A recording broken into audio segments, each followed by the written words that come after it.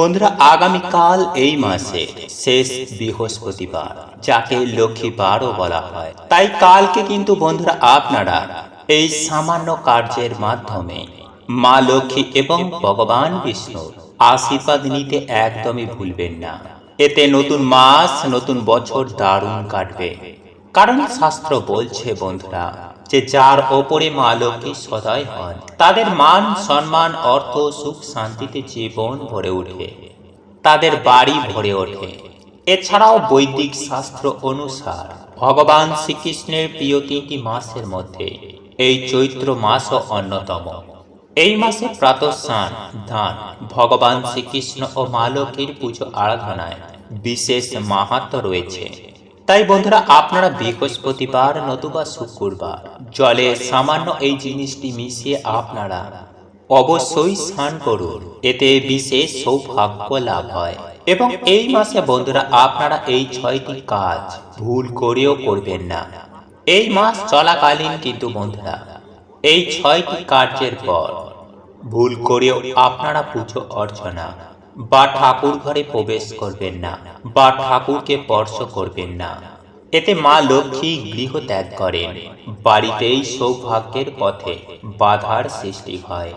এবং সাথেই বন্ধুরা আমরা জানব যে আজ এই মাসের সর্বশেষ বুধবার রাতে কোন শব্দটি আপনারা বলে অবশ্যই ঘুমাবেন।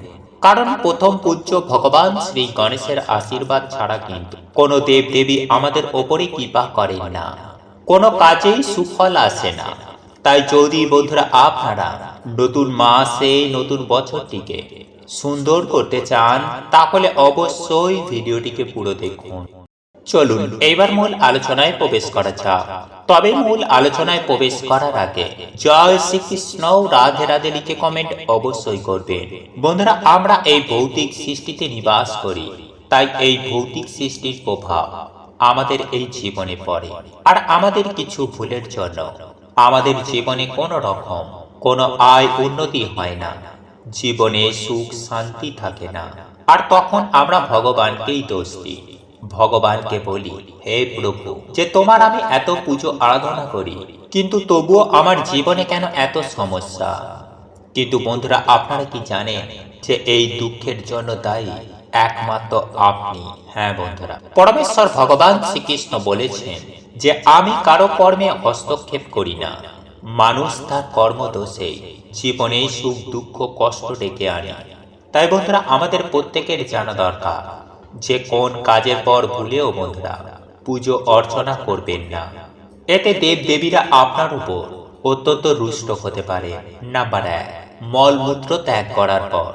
বন্ধুরা, প্রত্যেকটা মানুষের ধ্যানে রাখা উচিত যে মলমূত্র ত্যাগ করার পর স্নান না করে দেবী বা দেবতার মূর্তিতে হাত দেবেন না। কারণ মলমূত্র ত্যাগ করার পর ব্যক্তির এই ভৌতিক শরীর অপবিত্র হয়ে যায়। তাই স্নান করার পর তারপরে দেবী দেবতার মূর্তি স্পর্শ করবেন, নইলে দেবী বা দেবতা আপনার ওপর অত্যন্ত রুষ্ট হতে পারে। আর যদি ভগবানের শুধু দর্শন করতে হয়, তাহলে ভালো করে হাত পা ধুয়ে তবেই ঈশ্বরের দর্শন করুন। নাম্বার 2, সঙ্গম করার পর। বন্ধুরা, সহবাসের পর স্ত্রী বা পুরুষদের দেবী বা দেবতার পুজো করতে নেই। এই অবস্থায় পুজো করলে পুজোর ফল তো পাওয়া যায়ই না, উল্টে দেবী দেবতারা আপনার ওপর অত্যন্ত রুষ্ট হতে পারে। আর জীবনে নেমে আসতে পারে চরম ভয়ঙ্কর দারিদ্রতা, অর্থ সংকট। তাই বন্ধুরা, এমন ক্রিয়ার পর ভালো করে স্নান করে তবেই দেবদেবীর পুজো আরাধনা করবেন। নাম্বার 3, শ্মশান থেকে ফিরে আসার পর। বন্ধুরা, আপনারা যদি শ্মশানে গিয়ে থাকেন, তাহলে শ্মশান থেকে ফিরে এসে স্নান করে তবেই বাড়িতে প্রবেশ করবেন। কারণ সেই সময়ে নানান রকম নেগেটিভ এনার্জি আমাদের আশেপাশে থাকে। তাই সেই সময়ে করা জপ তপ দানের ফল তারা গ্রহণ করে নেয়। নাম্বার 4, আমিষ বা মদ্যপানের পর। বন্ধুরা, আমাদের শাস্ত্র অনুসার কোনো জীবকে হত্যা করে তাকে খাদ্য হিসাবে গ্রহণ করা মহাপাপ। কিন্তু যদি বাধ্য হয়ে আপনাকে এই খাবার খেতে হয়, তাহলে এই খাবার খাওয়ার পর ভুলেও পুজো আরাধনা করতে যাবেন না। এতে সেই পুজোর ফল একদমই পাওয়া যায় না। নাম্বার 5, ঝগড়া বা ঝামেলা করার পর। বন্ধুরা, আমরা সকলেই জানি যে ঝগড়া বা ঝামেলা করার পর আমাদের মন অশান্ত হয়ে যায়। ফলে সেই সময়ে করা পুজো অর্চনাতে আমাদের মন কিছুতেই লাগে না। ফলে সেই পুজো আরাধনা দেব দেবীরা স্বীকার করে না। তাই এর জন্য সাধু পুরুষেরা বলেছিলেন যে কাম, ক্রোধ, লোভ, মোহই আমাদের ঈশ্বর প্রাপ্তির পথে বাধা হয়ে দাঁড়ায়। বন্ধুরা, এই পবিত্র মাসে সব থেকে গুরুত্বপূর্ণ কাজ হচ্ছে যে এই মাসের সকালে ঘুম থেকে উঠে আপনারা স্নান করে তুলসী মঞ্চে কিন্তু অবশ্যই জল নিবেদন করবেন। কারণ তুলসী সেবা ছাড়া কখনোই কিন্তু সেই বাড়িতে মা লক্ষ্মী বা ভগবান বিষ্ণুর কৃপা হয় না। এছাড়াও প্রত্যেকটা দিন এই মাসে তুলসী পুজো অথবা তুলসী সেবায় সেই বাড়িতে আয়, উন্নতি এবং সৌভাগ্যে মা ভরিয়ে দেন। নাম্বার 2, বন্ধুরা, যাদের বাড়িতে কিছুতেই অর্থ সমস্যা কাটছে না বা যারা সারা বছর বিভিন্ন রকম ঝগড়া, ঝামেলা, অশান্তি, সমস্যা বা রোগ ব্যাধির মধ্যে ঘিরে রয়েছে, তারা অবশ্যই বন্ধুরা এই মাসে প্রত্যেকটা বৃহস্পতিবার এবং শুক্রবার বাড়িতে একটি প্রদীপ জ্বালিয়ে পরিষ্কার জামা কাপড় পরে আপনারা মায়ের সামান্য হলেও বাড়িতে মায়ের পুজো আরাধনা করুন। এবং পারলে বন্ধুরা আপনারা এই মাসের বৃহস্পতিবার এবং শুক্রবার দিন বাড়িতে মা লক্ষ্মীর ঘটের সামনে আপনারা আলপনা দিয়ে মায়ের পা অঙ্কন করুন। তবে তার আগে অবশ্যই কিন্তু আপনারা ভালো করে ঠাকুর ঘর পরিষ্কার পরিচ্ছন্ন করে নেবেন। কারণ নোংরা আবর্জনায় কিন্তু মা লক্ষ্মী কখনোই পা রাখেন না। নাম্বার 3, বন্ধুরা, পারলে আপনারা এই মাসের বৃহস্পতিবার দিন অবশ্যই সন্ধ্যাবেলায় এবং সকালবেলায় মা লক্ষ্মীর সামনে একটি ঘিয়ের প্রদীপ অবশ্যই জ্বালিয়ে দেবেন। এতেই বন্ধুরা মানুষের দুর্ভাগ্যের নাশ হয় এবং সৌভাগ্যের উদয় হয়। ফলে আগের তুলনায় আপনাদের আয়, উন্নতি অবশ্যই বাড়বে। নাম্বার 4, বন্ধুরা, এই মাস চলাকালে পারলে মা লক্ষ্মীর অত্যন্ত প্রিয় এই একটি গাছ আপনারা বাড়িতে অবশ্যই লাগান। যেমন কলা গাছ, সুপারি গাছ, নারকেল গাছ, কৃষ্ণ তুলসী গাছ এবং ধান গাছ। বন্ধুরা, এই গাছগুলির মধ্যে যে কোনো একটি গাছ আপনারা এই মাসে আপনাদের বাড়িতে অবশ্যই লাগান।